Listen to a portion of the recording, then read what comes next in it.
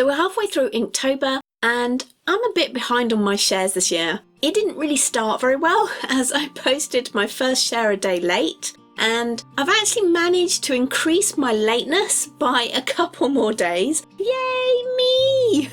So whilst everyone else is posting their day 21 Inktober share today, because I'm filming this on Monday, I'm actually going to be sharing my day 18 share. Now I could have just skipped a few days, right? But I didn't really want to. One of the main reasons that I tried to join in with the month-long Inktober challenge is just to post something arty on my Instagram feed every day. I find that such a huge challenge in itself. Another thing that I find really hard to do with these challenges is using prompts, and I'm not that great when it comes to prompts. And I know that a few of you as well are not that great with prompts, because when I've talked about this before, you've kind of said that too. But I really surprised myself this year because the first few days I actually managed to do something that kind of fitted the prompt. I mean, pretty loosely and not on purpose either, as it was more about I sort of built a story around the piece to make it fit with the prompt. So, quick tip for you: if you want to do the prompt but you're finding it really hard, then try sort of fitting it afterwards and see if you can do that. It's quite an interesting creative exercise in itself. When it came to about day 5, I did find that I'd now sort of turned from trying to fit my prompt in afterwards to trying to purposely do something to the prompt, and it was really stressing me out. So I completely dumped even looking at the prompts. I just stopped. You know, that's okay. You don't have to follow the prompts at all. And I think that, you know, for people who like following prompts, they're great. And for people who don't, just, you know, do your own thing. So I'm doing my own thing, and I'm doing my own lots of different things, as you're going to see when I flip through my Inktober shares so far. So I'm really using it for an excuse to draw regularly. And you know me, I like doing lots of things. I like to paint, doodle, abstract, you know, lots of different things that I share. I don't often share my drawings. Well, unless you're one of my amazing patrons, because I do tend to share my drawing and drawing tips more over there, along with my mixed media painty stuff as well. So this year I thought I would try to use Inktober as a way to share more of my inky drawings. So, do you want to see how it turned out?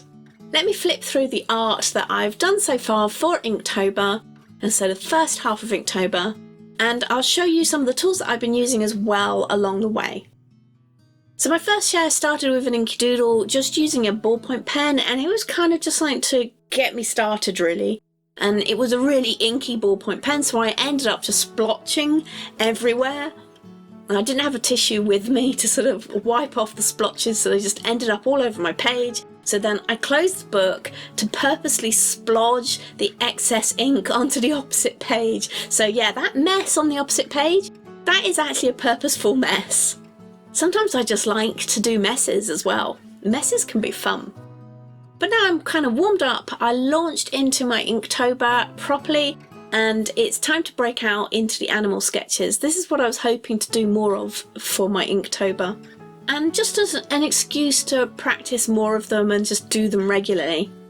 And you know, I think that's what I really like about Inktober. You watch a lot of different artists and they're going to be doing different things because everyone kind of takes it and does their own thing with it anyway, even if you're following the prompts. The point of it really is just to create daily and to share more of your work.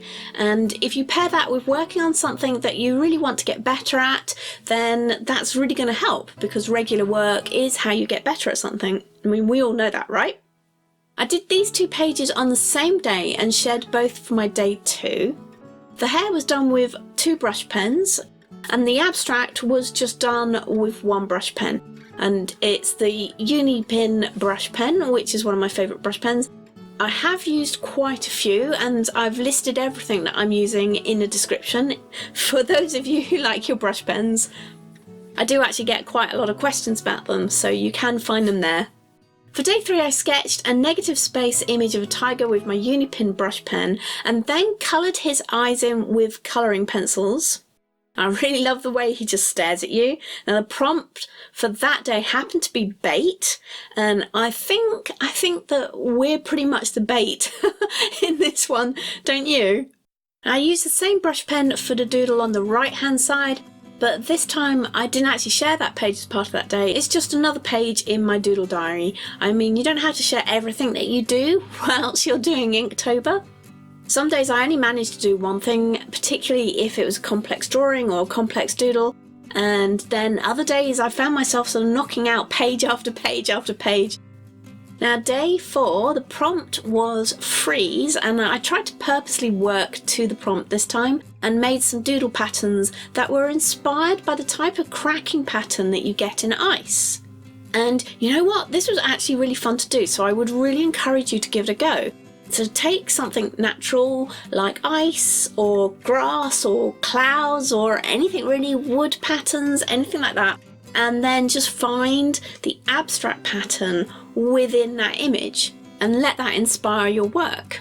So that was the doodle on the right. Then on the left I took my inspiration from iceberg structures and, you know, with a bit of artistic license thrown in for both of them. But that's all part of the fun, isn't it?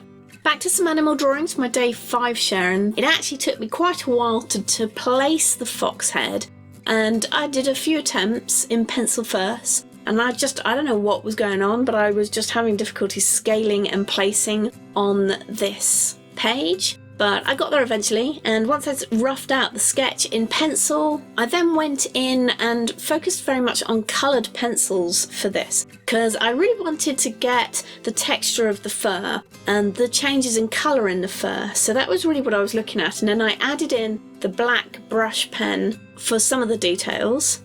And I don't know, when I started I thought that this would turn out to be more inky, and it didn't. The ink wasn't enough, so having realised that it wasn't really inky enough to count as an Inktober share, I then sketched some fox poses on the right hand side with the Unipin brush pen and orange ballpoint pen blocks to block them out at the background, and you know, those 2 pages together, yeah, that'll do.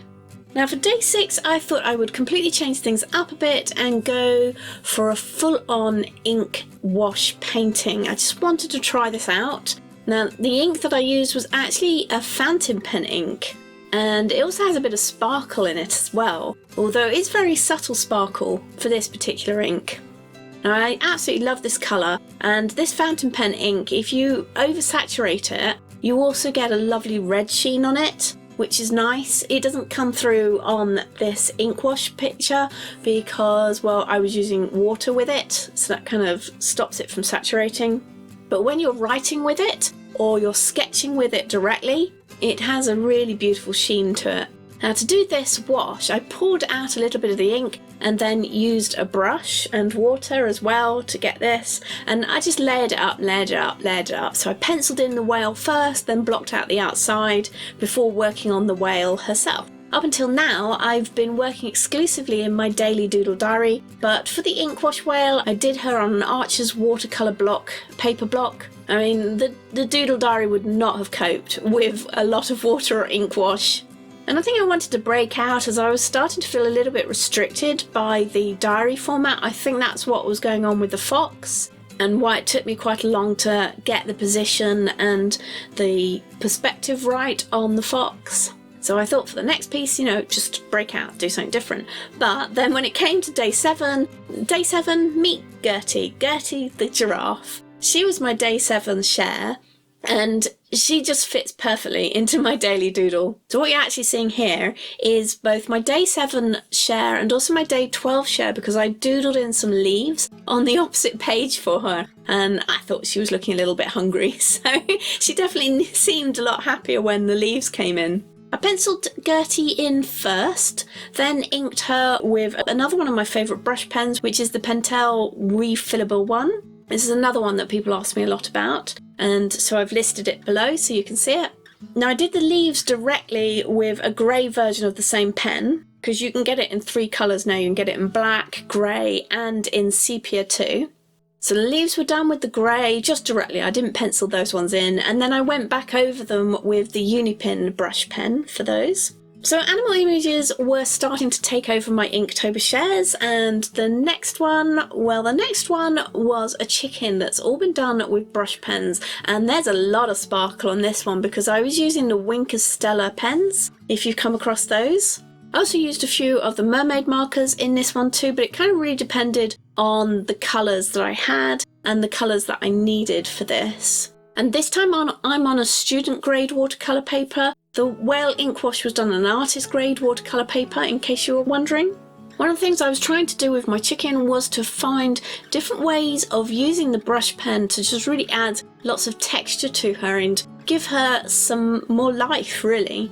And she was drawn out in pencil first. Actually, in fact, most of the animal sketches, except for one that's coming up, were penciled in first and then inked in afterwards. Whereas, if you see the doodle ones, they tend to be just direct inking. I don't plan those out. I don't need to draw those out. I just sort of go for it. Now, my chicken didn't have a name, but my day 9 share, Octralia the octopus. Yeah, I kind of made up a name for her. I was still using brush pens for Octralia, and also still on the student watercolour paper too. So Octralia was finished with some pencil shading, and also I used some coloured Fineline pen detail for her. As you can see, I was mixing and matching my ink products a lot for the beginning of my Inktober shares, and it's good to do Inktober with a limited product base. I mean, that can sometimes help, and I see a lot of artists doing that. They might just use a pencil and ink, or whatever they're using, and at the end you get 31 projects, hopefully, that will look like a series or a set, and that's great. But remember, you don't have to either. You could always mix and match like I'm doing for mine. Well, a little bit anyway. I just find it's a great way of practicing similar techniques but with different products. So it's a good way, a good excuse for just sort of spreading my wings and getting more use out of other things that I've got. And just being a bit experimental as well. But having said that, I did use a lot of brush pens, and I'm back to a mix of inky brush pens for my day 10 share. And this one was done directly with pens, no pencil first. So this is the exception. Most of my other animal drawings, as I said, were penciled out first, whereas this one, I just kind of went into direct drawing with the brush pen. And I did a few of these fishes, but this one was definitely my favourite. And I started doing these on the heavyweight paper, just as with the octopus and the chicken, but it wasn't hanging together for me. So I then did a couple of doodles on spare pieces of paper, just basically I just grabbed something off my desk. And I liked this one so much that I used her for my share, but she's actually just done on ordinary printer paper, so not even sort of like artist paper. Sometimes you just need to go with what's to hand and not worry too much about it, don't you? Okay, so my day 11 share, you've had a peek at this already, and this is where I started to run into some patterns. I became a bit pattern focused for my Inktober shares. What happened? Time is what happened. Isn't it always about time? Deadlines loom, and I find myself trying to fit in the other things that I like to do around the deadlines. Deadlines have always got to come first. And doodles and patterns are something that I can easily fit into my downtime in the evening. It started with this one, and I just had an urge to do this layered scallop pattern with a brush pen, with a couple of brush pens. Maybe it was the sea theme of my last 2 Inktober shares, I don't know. But it then led on to some more patterns that I did pretty much in a bunch together over a few evenings, just a couple of evenings. I kind of was just rolling out all of these patterns, and I'm actually still doing them at the moment. And you might be seeing some of those in some upcoming Inktober shares. I haven't quite decided yet. But before we get to the pattern series, there's actually an interruption of day 13. So day 13 was actually a cheat or a backwards share. So day 12 was Gertie with her new leaves. And then, well, I'd already sort of gone backwards. I'd left some pages clear in my book. Mainly because some of the drawings in there, I didn't want to put anything on the back of them. And this particular doodle was done between the fox on day 5 and also Gertie share. But I didn't actually share this particular doodle until day 13. So yeah, now I'm completely out of kilter. But hey, I may not be sharing chronologically, but at least I'm still sharing, which is what I wanted to achieve in October. So, what can you do? And we're back to the patterns for day 14, 15 and 16, and they all follow directly on from my day 11 share, and they're done with the grey Pentel brush pen and the black Unipin brush pen too. So this kind of has become a mini series of mark making patterns. So my journey through Inktober has been a little all over the place. I'll put my hands to that. Yeah, definitely. At least so far. But I'm having fun. I'm still sharing. So come over on Instagram to see my latest shares in Inktober. I hope you've been having fun with your Inktober pieces too, or if you're on one of the other challenges, because there's quite a few, isn't there, that happen in October. October seems to have become a massive month for a load of different challenges. But let me know if you are taking part in Inktober, let me know about your Inktober journey, or if you're taking part in one of the other challenges, I would love to hear all about it, so do let me know in the comments. I will be back with the rest of my Inktober journey once it's complete, and I'll be back next week with another mini abstract, so if you've been enjoying that series, then come back and watch that. But if you can't wait until then watch this video next, and I will catch you over there. Thank you so much for sharing my Inktober journey with me.